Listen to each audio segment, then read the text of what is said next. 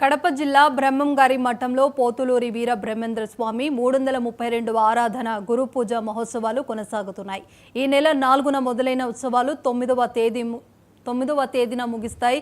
వైశాఖ శుద్ధ దశమి వీర బ్రహ్మేంద్ర స్వామి సజీవ సమాధి అయిన రోజు తెల్లవారుజామున నుండే ఆంధ్ర, తెలంగాణ, కర్ణాటక రాష్ట్రాల నుండి వచ్చిన భక్తులు స్వామిని దర్శించుకుంటున్నారని వెంకటాద్రి స్వామి తెలిపారు.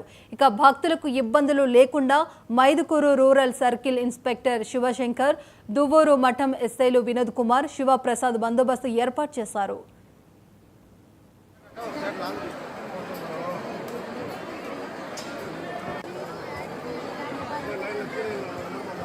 విరాట్ పద విఖ్యాతం సిద్ధానంద ప్రదాయకం కాలజ్ఞాన ప్రవక్తారం వీరబ్రహ్మ గురుం భజే.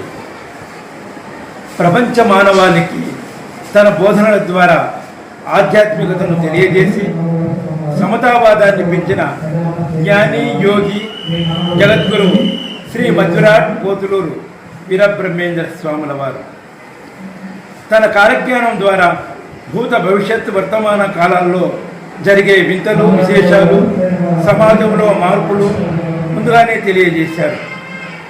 కుల వివక్షకు వ్యతిరేకంగా, అంటరానితనానికి వ్యతిరేకంగా, కుల మతాలకు అతీతంగా పల్లె పల్లెకు తిరిగి ప్రజలను చైతన్యపరిచిన గొప్ప తత్వవేత్త.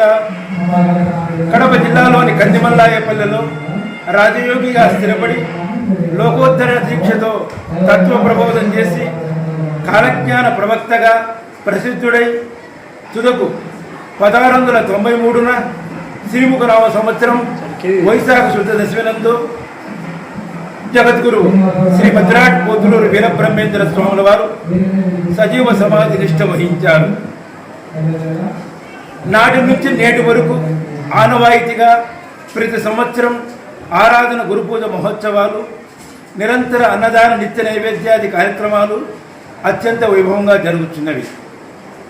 యథావిధిగా ఈ సంవత్సరం కూడా శ్రీ వీరబ్రహ్మేంద్ర స్వాముల వారి ఆరాధన గురుపూజ మహోత్సవాలు మే నెల 4వ తేదీ నుండి మొదలై 9వ తేదీ వరకు వైభవోపేతంగా బ్రహ్మంగారి మఠం నందు జరుగును. తిరుమల